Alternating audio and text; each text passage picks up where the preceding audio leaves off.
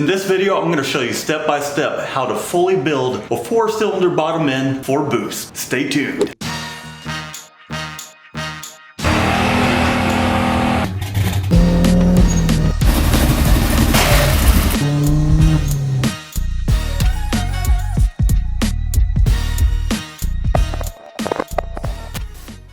Welcome back. If you're new to the channel, I'm Matt. I'm going to show you guys how I would go about building a fully built 4-cylinder engine. So let's dive right into it. All right, I got the block back from the machine shop. Let's talk about some of the work, the services that I had done to this, so that way we can build a 500 wheel horsepower 4-cylinder engine.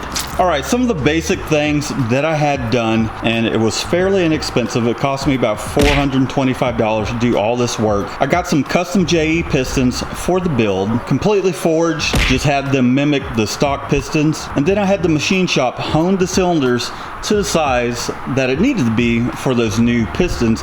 The new pistons are 80.9, the stock pistons were 80.5, so they are a little larger. Because we are shooting for 500 wheel horsepower, the stock studs that came in this block were 9mm. I had them essentially machine this from a 9mm to a 10mm. I talked to ARP, they have some head studs that all that really needed to be done was this stud hole to be enlarged. I had them deck the surface of the block. They hot tanked it to just kind of clean it up. They put a little paint on it. I was kind of wanting to do that myself, but they already took care of that for me. I also had them balance the crankshaft along with the new forged H-beam rods and the forged pistons, so that way at higher RPMs or just anywhere throughout the RPM range, it will be nice and balanced and we can just rev that thing to the moon. But what we're going to concentrate on today is putting together the short block, which involves getting the crankshaft in, attaching the connecting rods, and installing the pistons.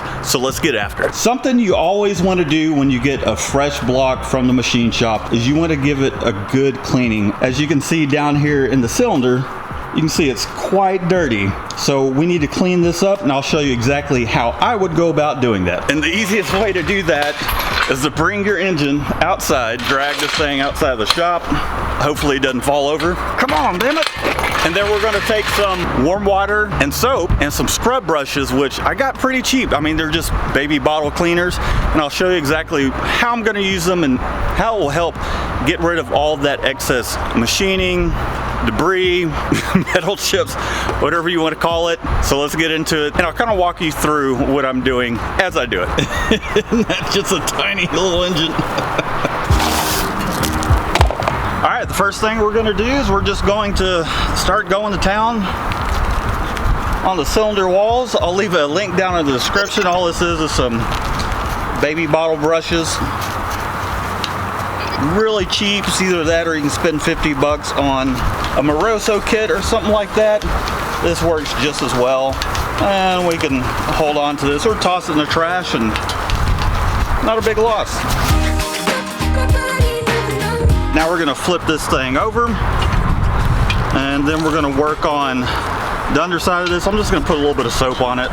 We're gonna hit it with the power washer.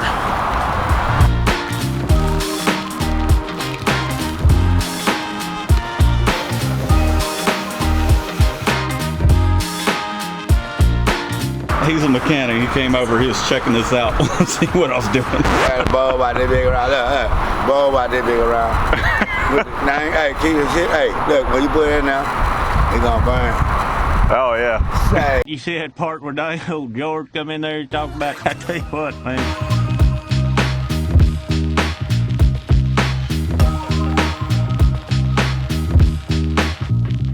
So what I've been working on while talking to this lovely gentleman, I took the caps off. They all have numbers on them, so they easily go back in the same spot. All the tanks are on the same side. We'll talk about that whenever we go to assemble the engine. But I'm essentially just chasing these oil passages, getting everything out that I possibly can, all the threads, and just going after it. And talking to some of my partners around here. So I'm going to continue doing this, and then once I'm finished cleaning up, what I'll do is I'll spray it down with some WD-40, and that will displace all the water, keep it from rusting up. We got all of our passages clean, so now let's spray down with some WD-40. Actually, we need to give it a rinse, then we'll spray down with some WD-40. Let's hose her down with some WD. Again, the W to D stands for water displacement, formula number 40. So let's go ahead and hose her down.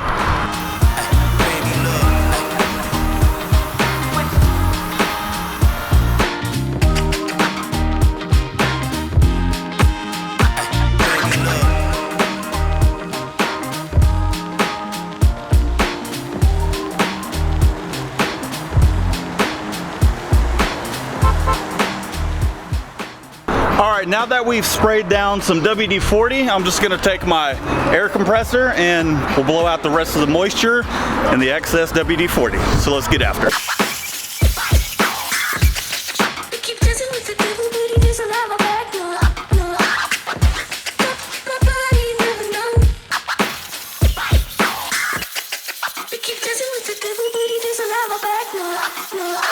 I got most of the moisture out of the block and the excess WD-40. However, I am just going to mist on just a little bit of WD-40 in the cylinders, keep it from, you know, just prevent it from rusting. So I'll do that and then we'll get after the crankshaft.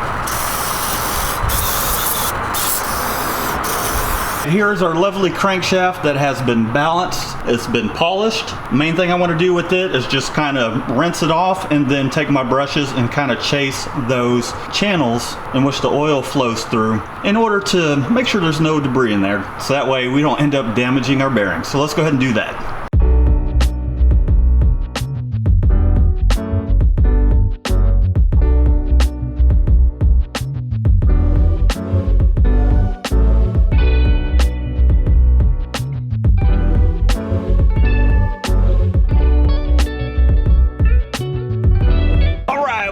Cleaned up, let's rinse her off and hit with some WD-40.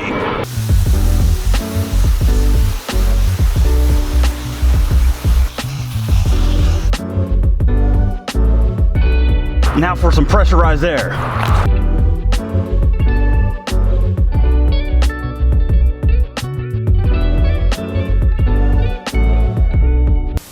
It is another day. We got a lot done during the first day. We got our engine back from the machine shop. We cleaned it. We cleaned our crankshaft. Woo, it's a hot one, but what I'm going to do while I have the engine out in the shop is I'm going to clean the main bearing saddles. Along with the bores, I'm going to use a little bit of acetone and a special little tool you don't necessarily need, but this will help get things done a little faster. So let's go ahead and do that and start putting this thing together. We got the engine bagged up. We got our crankshaft bagged, starting to get things organized so we can put this thing together. You always want to cover up your junk to make sure it doesn't get dirty in between while you're not working on it. All right, so let's get this bag off.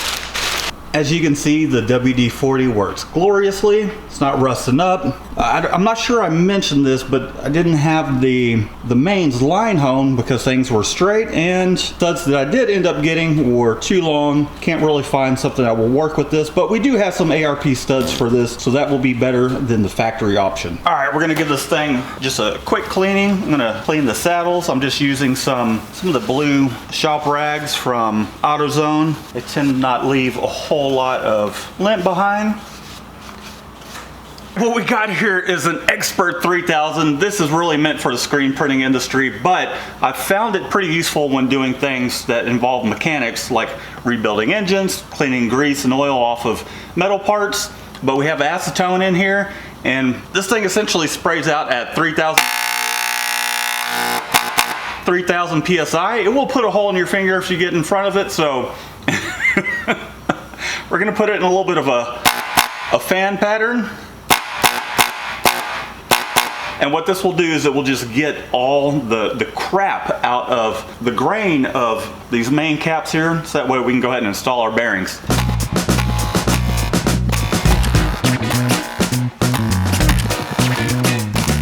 And let's see what the difference is after using that. Let's see how much crap we got out. So it'll help break loose quite a bit, which would take a lot longer just kind of cleaning it with anything else. You can actually start to see the metal almost corroding instantly because it got rid of all that oil. So we're gonna be pretty quick about this. And we're gonna give the cylinders a very similar treatment, but then we'll come back and we'll wipe a little bit of oil in them just so they don't corrode. All right, so now we're gonna hit these cylinders with this, what's called a blowout gun.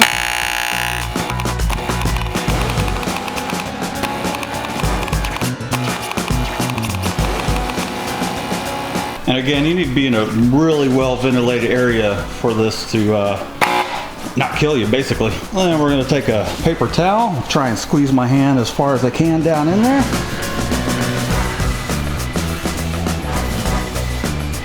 Look at that. So we're gonna continue to do that until this thing comes out completely clean.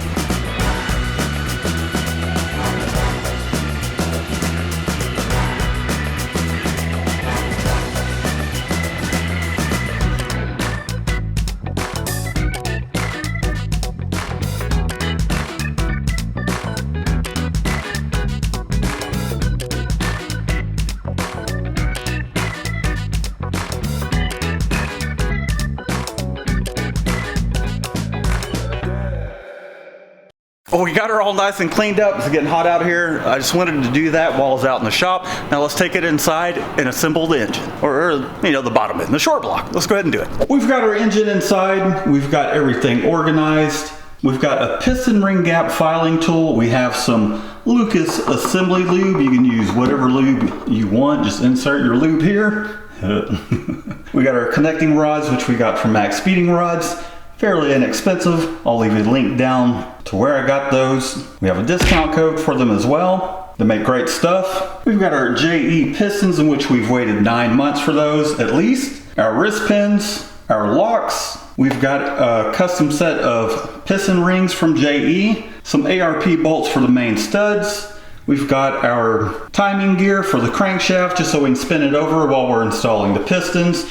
And just a handful of tools like a filler gauge, some plastic gauge to measure the bearing clearance. We've got a few different bearings we're going to use here. I'll go more into depth on that here soon. Here's our oil squirters. That's probably one of the first things we're going to install. And then we just have a handful of just standard tools here to assemble the thing. These are the locating pins for the head. Some diamond files, pretty inexpensive. Got those from Amazon. I'll drop a link down below for those. Some Permatex Ultra Gray, so that way we can seal up that rear main cap. And then we've got our crankshaft. A couple of torque wrenches. We got a click style, and then just kind of a needle style where it bends our main caps, which we have cleaned up. We've got a stock piston and rings. I'll show you why I have those. And then we've got a little oil squirter here. It's just a little oil can. Just a generic oil, cheapest thing I could find. A piston ring compressor, just a generic ribbon style that I got from AutoZone. It was like 10 bucks. And of course, we've got some soap and water, our brushes again, some paper towels and gloves. And there's gonna be some blood that will happen occasionally. That's why I'm not a fan of these ribbon style piston ring compressors. They do have some pretty sharp edges. If you can get the type that is already set to your bore where you can just easily slide it in, I would suggest you get that if you can. Otherwise, these are pretty affordable, easy to use, just sharp edges. And grab your favorite beverage of choice, because this will take some time.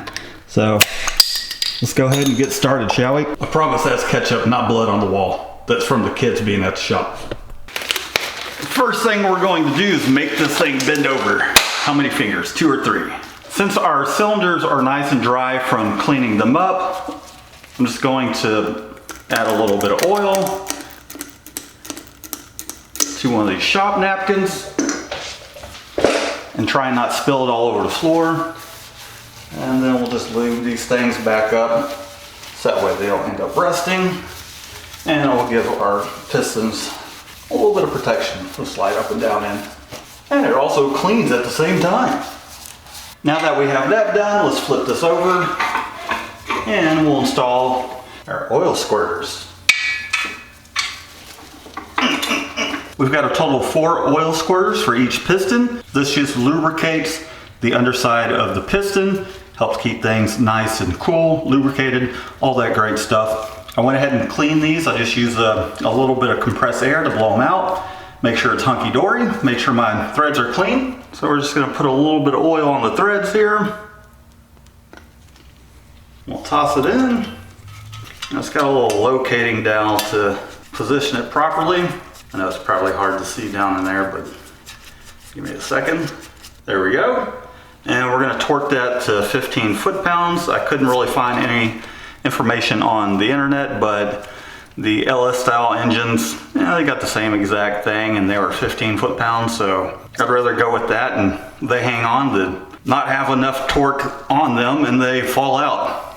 So we got our HW6. I'm not even sure what that means. So it says HW6 on here. We're gonna take our needle style torque wrench. We're gonna torque this down to 15 foot-pounds. Our other torque wrench just will not go down. It won't do anything but 20. That's the lowest it'll go, so we'll do 15 with this guy.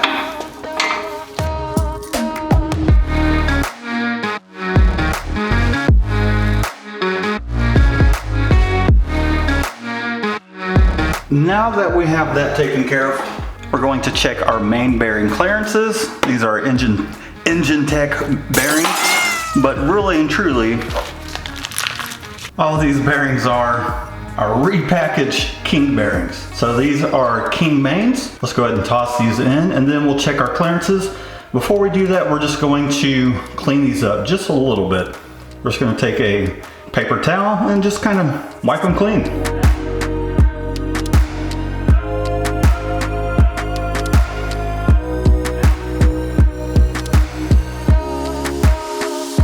Our main bearings with the thrust washer on it. That just keeps the crankshaft from traveling back and forth. Same thing here.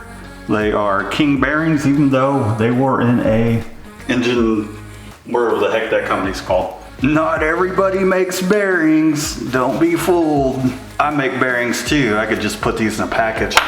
MC2. Matt Chevalier special bearings. Best bearings on the planet Earth.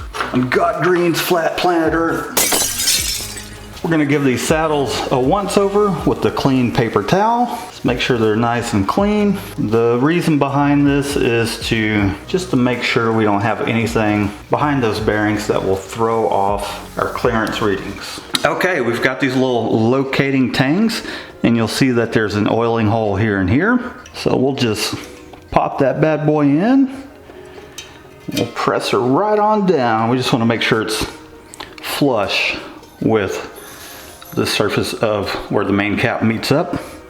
With these, there's really no difference between the upper and lower, which this engine is upside down. This technically would be the upper. Now the middle, or number 3, main cap number 3, that's where our thrust washer, or bearing with the thrust washer would go. Sometimes engines will have these as a separate piece and just kind of a groove in it for them to sit in. Luckily, this engine has it built into the bearing. And here's our little locating tang. Again, we're just checking to make sure these holes line up. We're just gonna keep on moving on. We're gonna keep on trucking. And it's okay if it gets a little sideways, it will locate itself in there, not a big deal. Voila! Now it's time to install our crankshaft. This thing is pretty light. Here we go. We've already cleaned this thing, as you saw previously, and I am going to wipe, just kind of clean the main journals at the moment. Before we toss it in, we're just gonna toss it in dry, but we're gonna use some of this plasti gauge. Let me clean this first, and then we'll touch on how to use plasti gauge.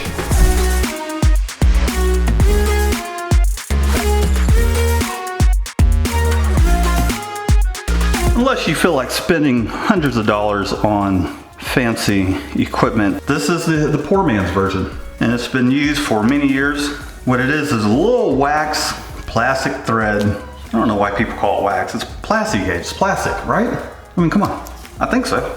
Anyhow, once you put it into your bearings and you crush it, depending on how much crush or how wide that little piece of plastic is, that will tell you what your clearances are. So let's go ahead and toss our crankshaft in dry. Then we'll put some of these underneath the main caps, torque it to spec, and see what we got. Okay, here we go. Let's see if we can drop this in without any issues. You just want to be careful, you don't want to drop it right in. Just let her slide right on down and getting her home. There we go. If for some reason you're having a hard time getting your crankshaft in just due to not being able to put your hands on the back and the nose of the crankshaft, you can take a couple of shop rags and put it around the journals. Hold on to it that way and just lower it down. let it seat in there, make sure it goes home, and it's a little bit of a hack for you. Our caps are all nice and clean. We're just gonna locate that tang, press these things in. These do not have the oiling holes, so again, there's no upper or lower to these, which is why these do have holes. This is number 5. We got number 4 right here. We'll just turn it this way because all the tangs will be on the same side. And then on number 3, as you can see here, got a little bit of a groove machined into it for our thrust bearing here. Bearing with the thrust washer on it, as I should say. Some engines, they're at the very back. On these 4 cylinders, they tend to be right in the center. Got that all hooked up. I'll get this guy hooked up as well. And if for some reason during the assembly process, just be sure to double check. And you can even take a marker and mark it before you take the thing apart. Luckily, this has the cap numbers on them, so it makes it that much easier just to reassemble the thing. See, if you happen to get it in just weird, just press from the other side, press it out, get that located. Use your thumbs just to squeeze her on in there and you're good to go. Now for the fun part. I'm just gonna take my plasti gauge, cut off a piece that will fit on this journal, a piece that will fit on this journal, and a piece that'll fit on this journal, and then a piece that will fit here, and another piece that will fit here. Then we can open this thing up, and just be careful not to smash your little wax, your plastic, waxy plasti gauge. It's very easy to smash the stuff. If it's old, this stuff might be a little on the old side. Sometimes it can be difficult to get off. There we go. There we are. Oh no, it rolled off. So we're gonna take just a smidge of oil, put it on there just so it doesn't go rolling away. And I'm gonna place this a little bit more towards the back because we did end up breaking it. Not a big deal. This stuff's been sitting up in my shop for at least a year, so it's probably seen a lot of heat. Let's see if we can do a little better this time. And we'll take just a touch of oil, just so it doesn't go flying away. And we want to get that sucker to lay flat as possible. Should still have enough oil on my finger, not that much to make that big of a difference in our results here. You can use a little bit of Vaseline if you want to, just kind of help it stick. I just happen not to have any, so we'll use just a touch of oil. And feel free to roast me down in the comments if you feel like I'm doing this improper, but I've built 2 engines, man. 2 engines! And I've had no catastrophic failures, let's put it that way. I run the shit out of them, but no catastrophic failures. All right, last little piece. Now, one of the reasons we're putting it on the top is if we put it on the bearing underneath, then the weight of the crankshaft itself, along with the caps, it could give you a bad reading. So we're putting it on top in order so we can get the most accurate reading. So what we're gonna do is we just wanna make sure we don't just plunk them down. And they're just, you know, they're not just going to plunk down. But in other words, you just don't wanna drop them in. So we got our tangs that go on that side. There we go, here's number 4. As I talk about not plunking them in, I just lost grip of that one. Here we go, we got our tang and our tang. There we are. Number 2, tang and tang. Last but not least, tang and tang. Got a number 1, all our numbers are on this side, 1, 2, 3, 4, 5. So we'll try and press her down in there. All right, this is where our soapy water is going to come in handy because we're gonna take our bolts. Anytime you get some new hardware, you just want to clean it, get all the crap off of it from machining.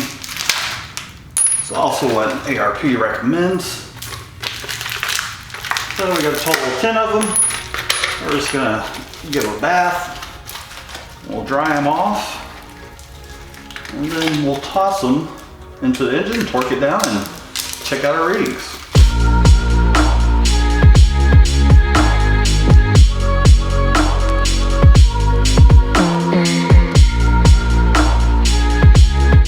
everything's nice and clean and accounted for. Aside from my scissors.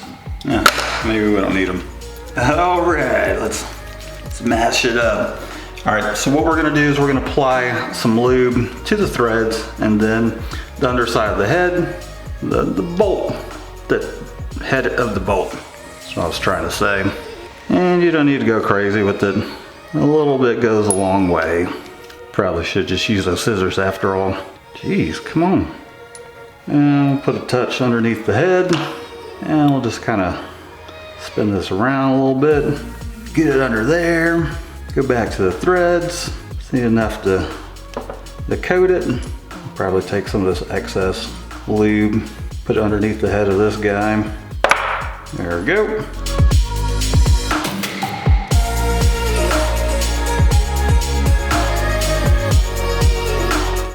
Now, something I want you to take note of just real quick is the fact that these do have a chamfer on these washers. This side does not. So the bolt will sit down where that chamfer's at because it has a little bit of a fillet right there in order for it to seat completely flush. So we're getting ready to install these bolts. What you don't want to do is pull down the caps with the bolts themselves. What you want to do is just kind of tap them down in there. You can use a rubber hammer. I tend to like to use a brass hammer. It's softer than steel. And we'll just give it a little tap just to kind of get it into place. This guy looks like it's not in its proper location. We'll come back to that. Now, we don't want to smack the crap out of it. We're just trying to seat it. So that way,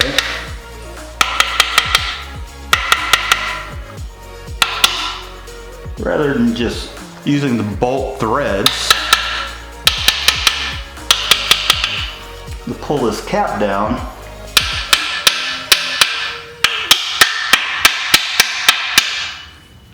and some are going to be a little more stubborn than others, like this one right here.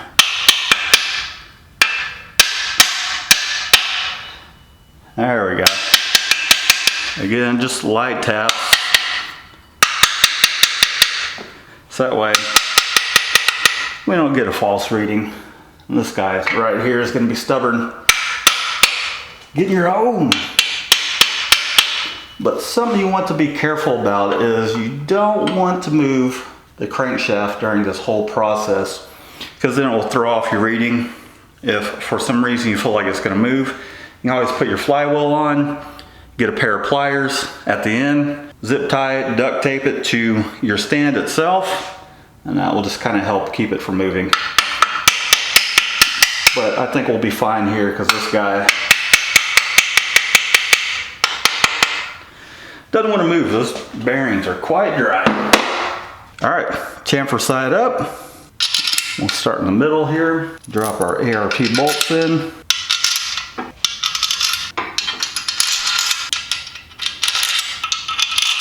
So these call for 54 foot-pounds. We're gonna do it in 3 steps. We're gonna do 18, 36, and 54. We're gonna start from here and just kind of go in a circular pattern like so until we get all of them torqued down. So let's go ahead and we'll do 18 on all of them. And we just want to tighten them down evenly.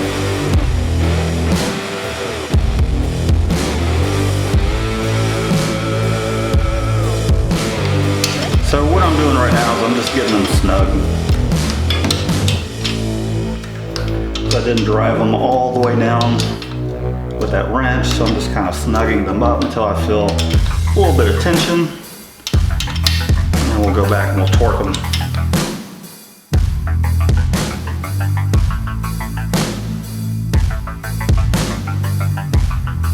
All right, start at number 1, we'll do 18.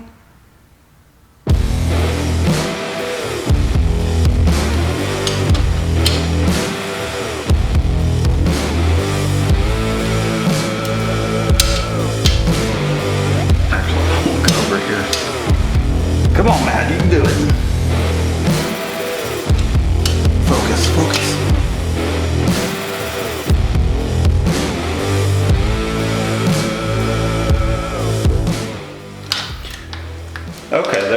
first step. All right, I got this torque wrench off of Amazon. It was fairly inexpensive. Had some great reviews, so it's not a $25 wrench. I'll leave a link down in the description. Does both Newton meters and foot-pounds. And what did I say earlier? 38. So, foot-pounds, there we go. It's the black one down at the bottom. All right, we got 35. We're creeping up on 35 here. Here we are at 35, so when it hits that 0, that's half, that's 1. So that's 36, 37. We got 38. We'll lock her in. Now, we'll go back and we'll torque it. There we go. And we'll give it the old double tap. The double tap. I always like to do the double click. Just to make sure we got it right. And we're going in our circular pattern.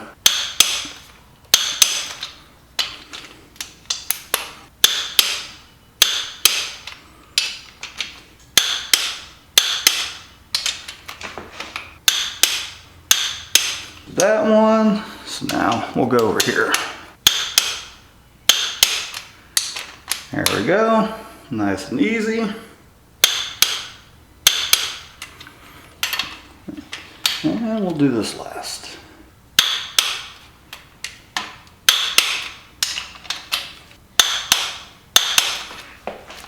All right, now we'll step it up to our final value. 54.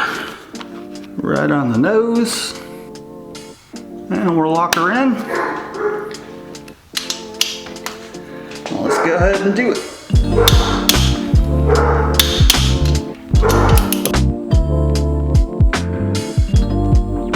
All right, now we can break these things free.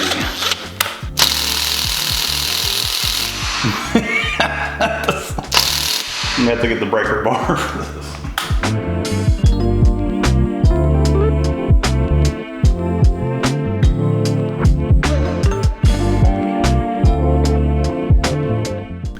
Just gonna take a pry bar to kind of wiggle these caps out. There we go. All right, looks like we got a nice squish there. We'll get the rest of these out. I'm just gonna evenly do this.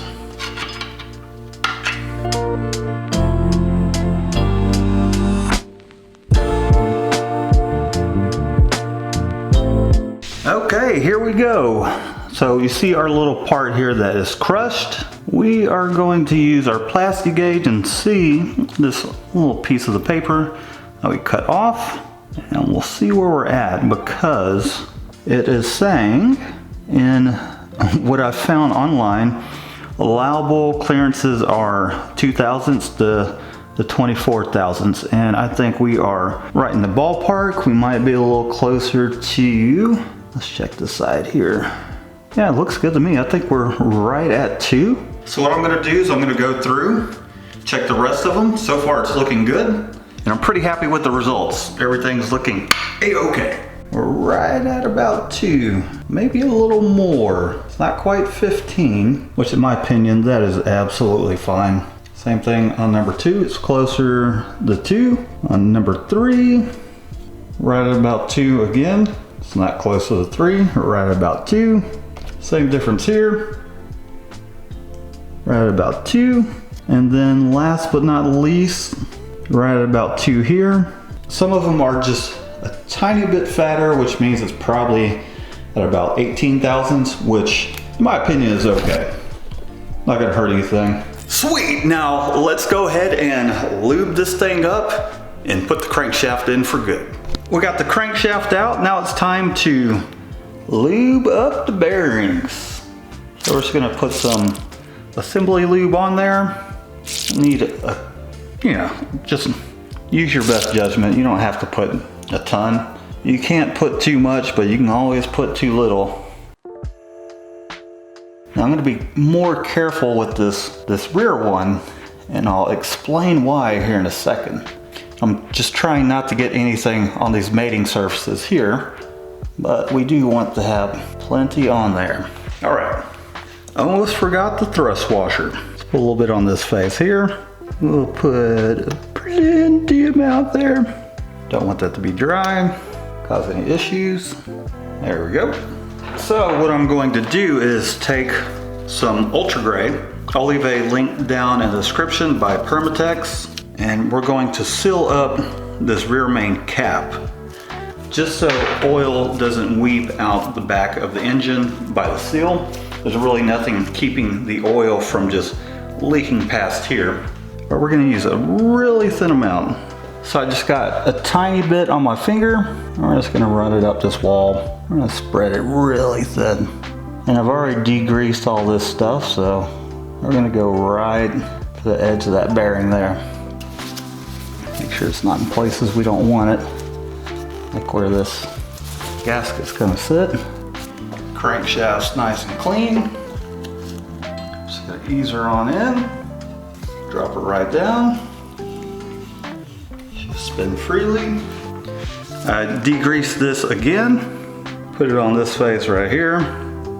Wipe any of it off that actually got on the bearing itself. Now, obviously, we still have some of the plastic gauge on our bearings. It's okay to leave it on there.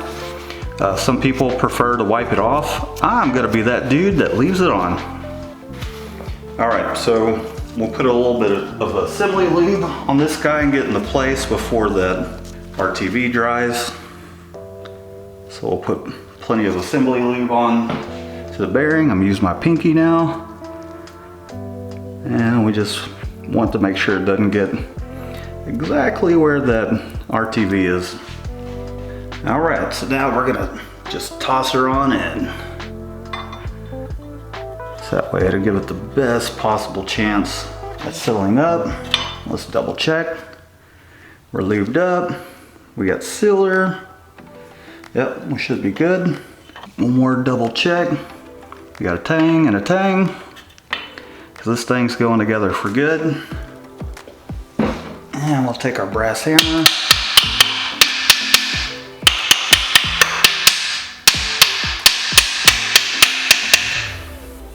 And we'll just drive her on home.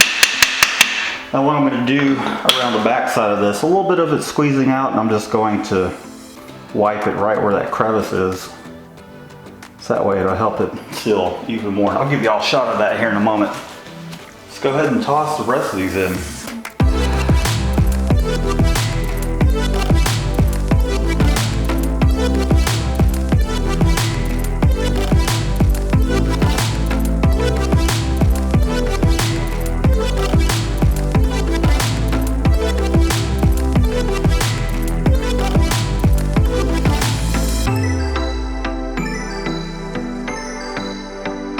All right, let's see where we're at with the crankshaft. Spinning pretty nicely. We just got her cinched up. Pretty easy to turn. A little on the tight side, but that's probably because we need to set the bearing here. So what we're going to do is we're going to set this thrust bearing, the thrust bearing. So I'll show you how to do that. All right, so what you want to do is take a piece of wood, stick it over the nose of your crankshaft, and then you want to take a good sized hammer and just give it a whack. Look at that beautiful indentation. All right, now it's time to go to town on this. We're gonna go back through the sequences. We're gonna do 18, 38, what's it, 38? We'll do 18, 38, and then the total of 54.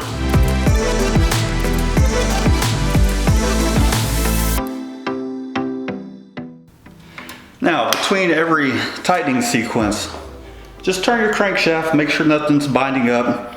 You should be able to turn the thing over with one finger. This assembly lube is nice and thick, so it is feeling a little sticky. If we had just used oil, you know, it would turn, you could probably do that and it would just spin.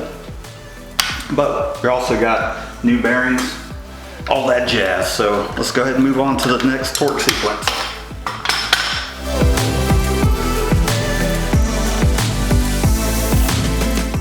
All right, we're gonna double check it, make sure everything's spinning nicely. Feels good to me. It's able to turn with one finger. Now on to the final setting, 54.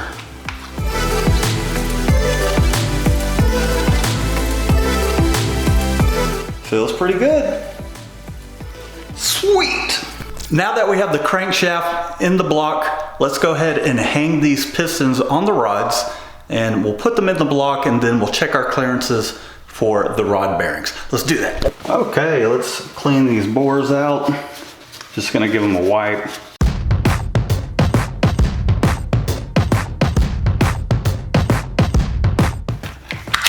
We'll take one of our wrist pins, crack her open. Check out the difference in the size of these wrist pins. This is a stock, obviously, it's a stock rod piston. And look at that wrist pin. Big difference. So we're gonna take one of our pistons here. You have to be careful with how you hang these things. And I'm going to put the tangs towards the front side of the engine, towards the bumper. And then we have these little dots here, which those dots indicate that it will go towards the crankshaft. Not towards the nose of the crankshaft. Not the flywheel, but the nose, where the timing belt's at. To get a better visual representation, here's cylinder number 1. There's the nose of the crankshaft. And our dot, once this thing is in here, our dot will be facing that way. So this guy would live in here just like so. But we want the tang of this thing, see the 2 tangs right there? I'm gonna face it towards the front of the engine. So that way this Max Peating Rods logo will be facing towards the rear. Having said that, let's lube a wrist pin up. So we're going to set this towards the back. We'll set this guy like that. We'll slide our wrist pin on in. There we go. And then we'll slide her on in. At least that's the idea. So what we'll do is we'll install our little clip over here, and then we'll finish pushing it in all the way, and then we'll install the other clip on the back side. Here's our little C-clips. And we got a little groove right there to help us get it in. Get in your own. There we go. So now we can finish sliding this thing in until it hits the other C-clip. There we go. It's about as far as it's gonna go. We'll toss this one in there. Take our little pick. There we go. Drop right on in. Now I've just got 3 more to go.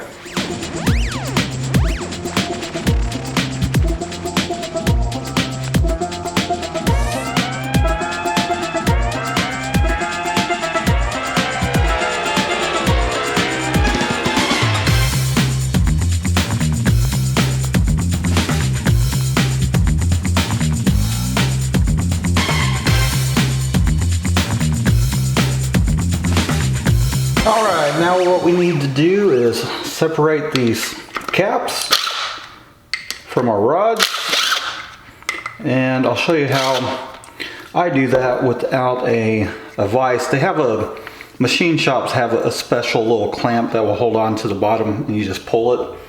But an easy way to do this is you back your bolts out. That's towards where it will catch it. And then what you want to do is take a brass hammer, and we're not knocking the crap out of it towards where it's going to distort it. We're just tapping it enough just to break it free.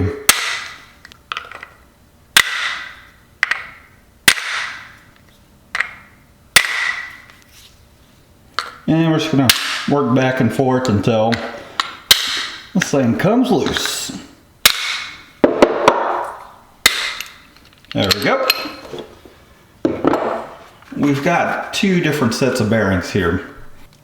This is from Topline, but once again, we pull these out. A lot of folks just go repackaging stuff. This too is a King bearing.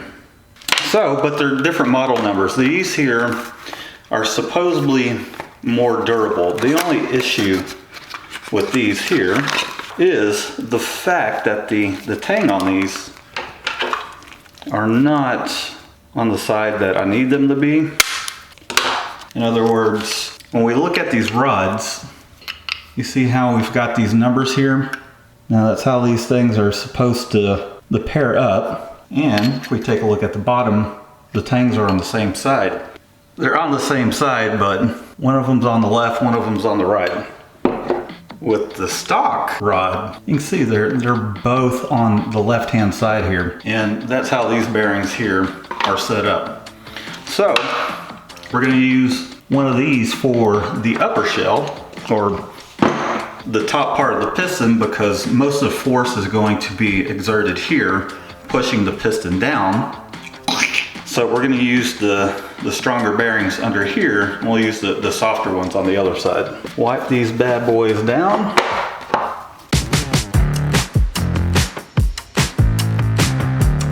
And we'll wipe these bearings as we put them in.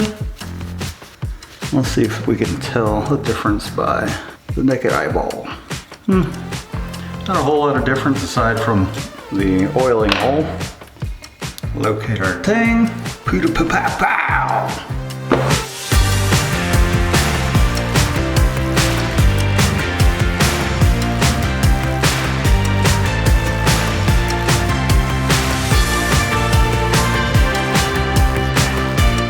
We're at the point where we need to start labeling things. So okay, call this guy number 1, this guy number 2, this guy number 3, and this one, Quattro.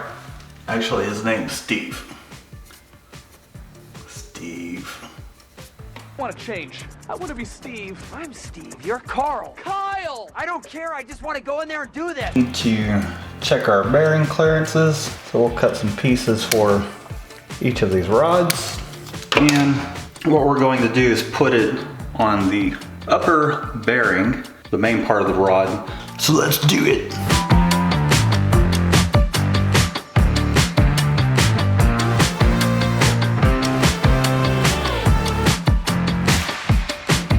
We'll do number 4, number 1, and I tend to like to put the journal at bottom dead center while doing this. So we're gonna take number 4, AKA Steve. I'm gonna put a little oil on the skirt. Rub that on in so it'll just glide right on in. And here's our little dot facing towards the front of the engine. And we'll ease right on in. Come on, Steve, you can do it. All right, our numbers are on the back side. Oh, oh my Lord. Totally forgot. Need to put some ARP lube on the threads and underneath the head. I'm gonna try and do that while holding this, in which I have no idea where it went. Let me just toss this in there for now. Okay, here we go. A little dash of lube. Bada bing, bada boom. And we'll zip her right on it.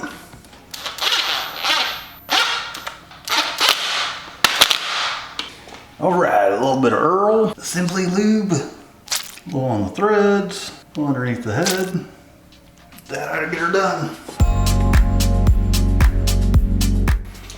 Now we can torque it down to 28 foot-pounds. Doesn't sound like much, but that's what it calls for. And we're gonna do this one by feel since it's such a low torque value.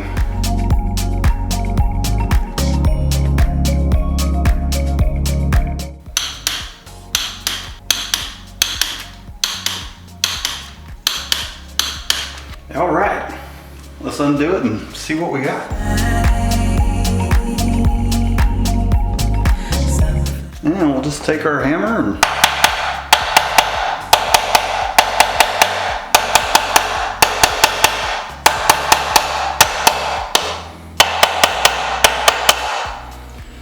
there we go.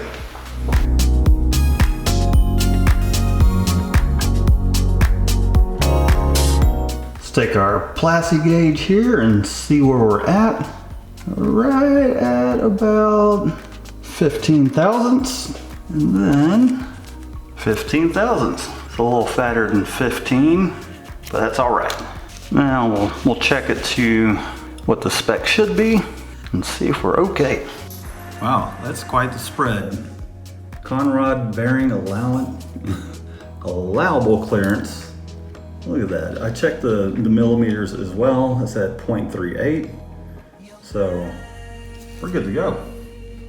On to the next set. A little bit here, a little bit there. You're my sunflower.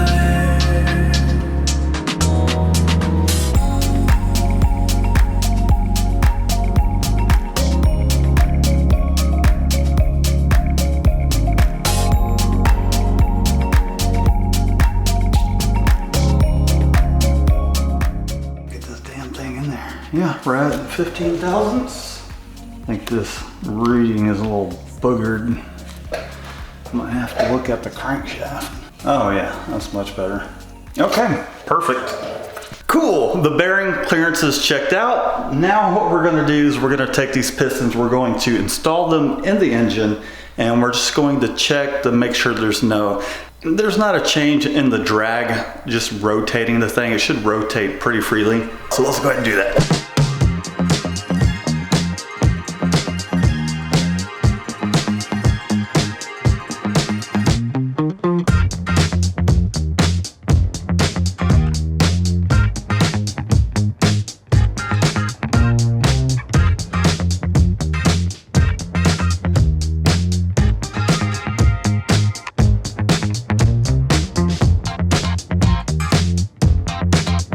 No issues with it wanting to, the block clearances are all looking good. The clearances between the face of the connecting rods and the crankshaft itself are between 6 and 8 thousandths.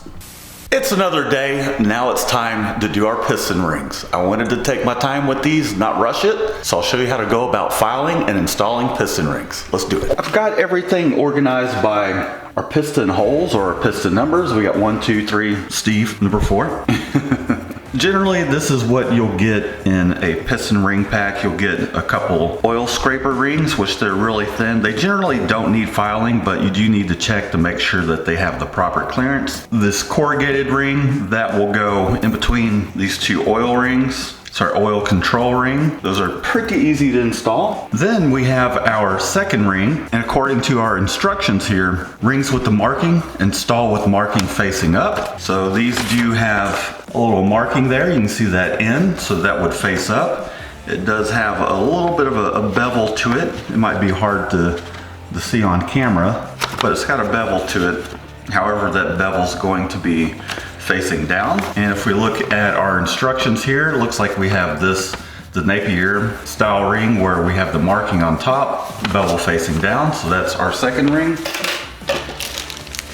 And then these are our top rings. I'm gonna leave them in the package for now. We'll work on checking the clearances for our oil rings and our second ring, and then we'll get to our top ring last. Something that you're going to need are piston ring expanders. These are pretty inexpensive. I'll leave a link down in the description as to where you can get some of these. And you'll need a piston ring filer. They're not too expensive, but they're not cheap. But this is essential in filing your ring gaps, and I'll show you how to use these. Something else you'll need are some filler gauges in order to check the ring gap. So we're going to set our ring gap. First thing we're going to do is check our oil rings. And it's saying the minimum gap here is 1500. So let's check all of our oil ring gaps. We're gonna toss them in and we'll check them. So we'll just squeeze one of these oil rings right on in. And I had thought about using my old stock piston, but as you can see here, this thing, now that we've got a bigger, we can still use it. What the hell? We'll use it just to demonstrate. But you just wanna square it up to the bore. You can also use your current pistons. See, where the hell did our ring gap go? Boy, it looks like we'll actually have to file these. All right, so we have 0 gap there. There's generally where our gap will be. And this is why you want to check. You know, you don't want to assume that everything's as is. Here's our second oil ring. Let's check it out. And we have 0 gap. 0 gap whatsoever. So we're gonna have to file those. Looks like we're in the same situation. We've got 0 gap. Yeah, nothing. So we got ourselves some filing to do. I'm gonna start with this second ring just to kind of demonstrate how this works. But we just wanna square it up and we'll file, we'll just butt it up against these little stoppers, put a little bit of pressure on it.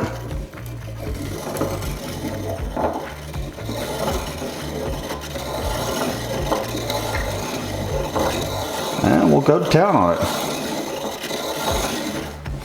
And you want to stop every so often just to check your gap. And this is going to be a very tedious process. Toss our piston ring on in. We'll grab our piston to square things up. And we're starting to see a little bit of a gap, but we're starting to get a gap. This is going to take some time. Okay, we're right at about 9 thousandths. This is the oil ring here. Got a little bit of drag there. So we're at 9 thousandths. We're almost in the ballpark. Just need to do a little more filing, and this one will be set to 1500ths.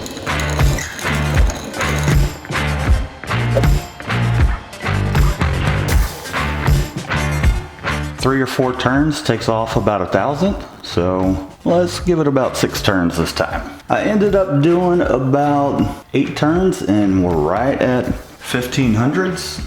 Got ourselves a little bit of drag in there. Looks pretty darn square. So we're looking pretty dang good. We got that ring finished. We'll do the other oil ring and then we'll do our second ring and move on to our top ring. Okay, we are getting there with our second ring. We're right at about 16 thousandths. With our second ring, we are doing 20 thousandths.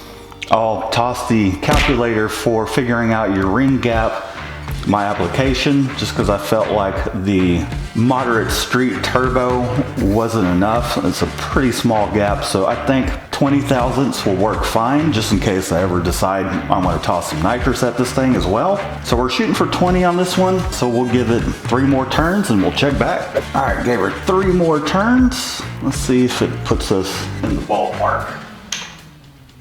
There's our 20 thousandths filler gauge. Not quite there, we're almost. We'll give her a couple more turns. All right, is this gonna be it? Gave her a couple more turns. Square her up. Ooh, right on the money. We got a little bit of drag. Everything's looking nice and square. There we are. She's looking pretty square. If I get this camera to focus, there we are. Nice square lines. Now let's do the top ring, in which I'm gonna gap that to 19,000 or 1900, excuse me. And it's gonna be rinse and repeat for the rest of them. But let's get this top ring done and I'll show you how to install the rings and install the piston. And then all I have to do is repeat that same process to the other 3. Let's do it.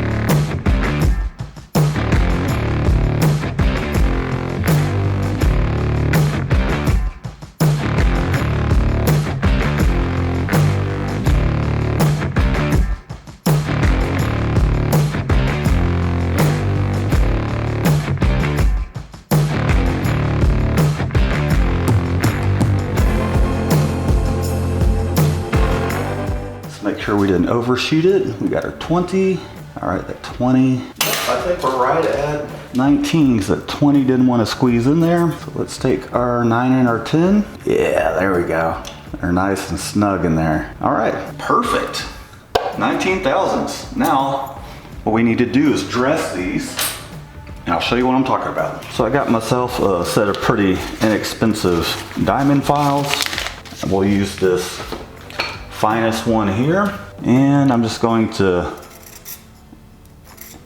nip these edges just a little bit, and what that will do is just make sure we're not scoring up our cylinders. We're just basically deburring it, and I don't want to hit it too much because I don't want to ruin our work, and I'm just hitting the edge. All right, we got that one done.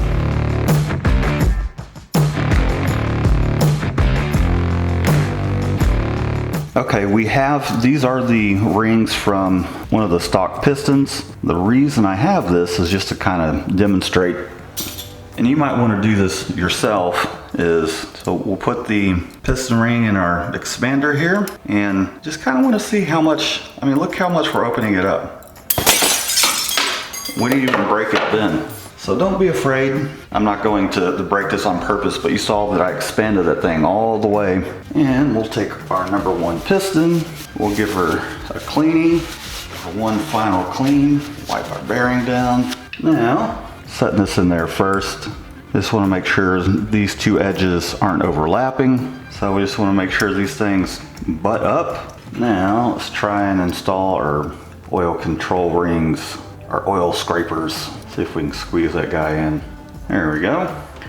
Oil control rings, we don't have any markings on them, so we can install them any direction. There we are.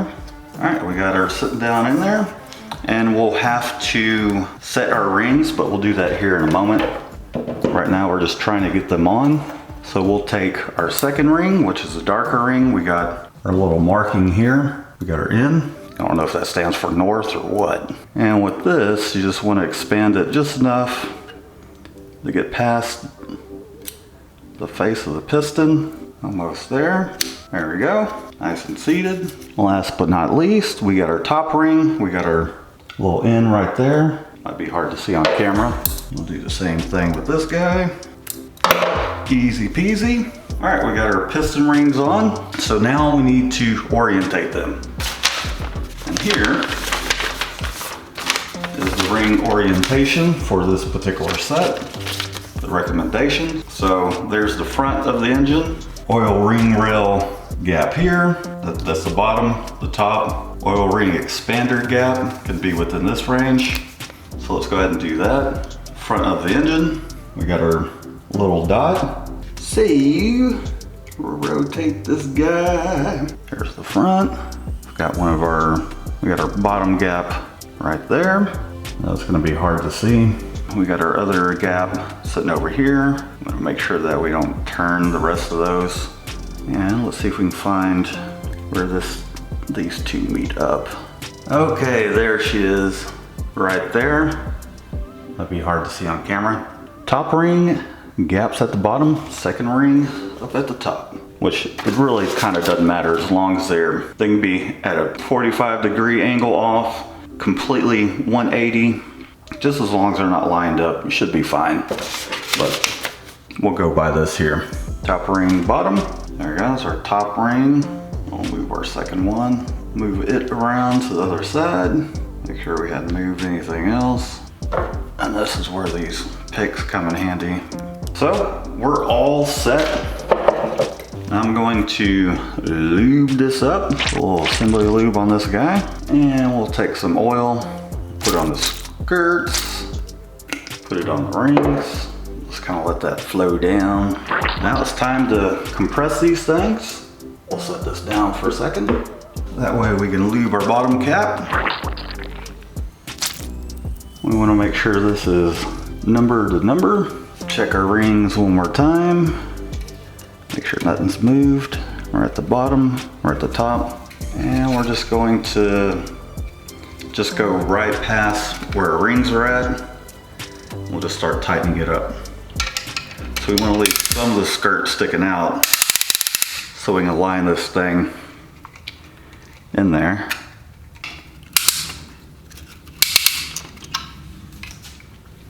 See, what I did wrong here is this thing's getting all twisted. We need it to be nice and even. Ugh.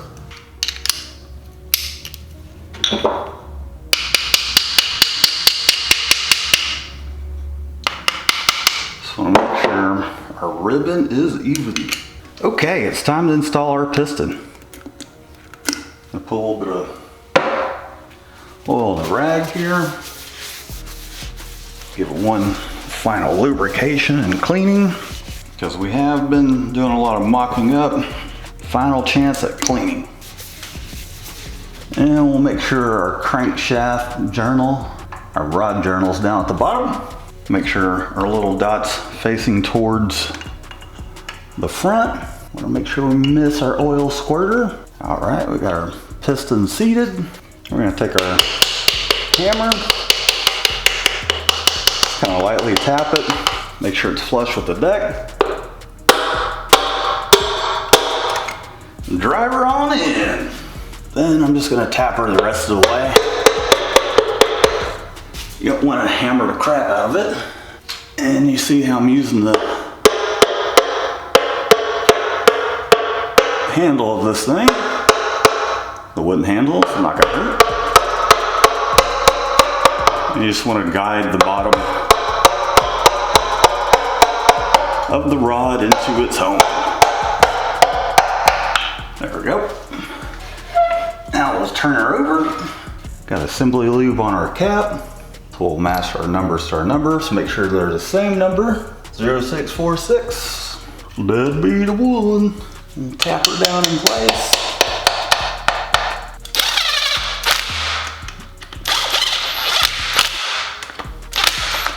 And now we'll torque her to spec.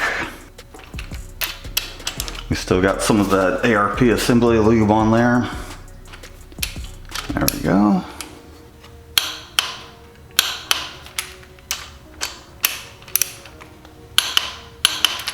Now what we want to do is turn her over and we'll give her a couple rotations just to make sure we don't have any odd scratches going on. Now it looks like we're good. Perfect. Looking nice.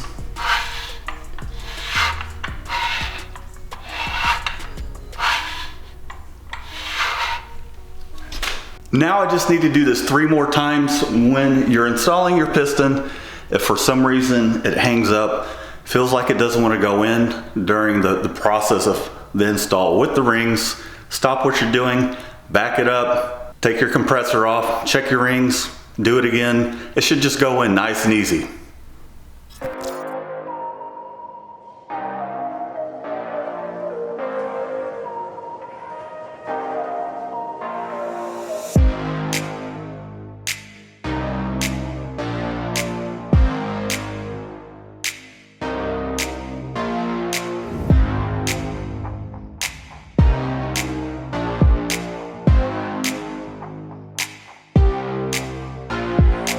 Holy crap, it's all finished. Check it out. Ooh, that looks good.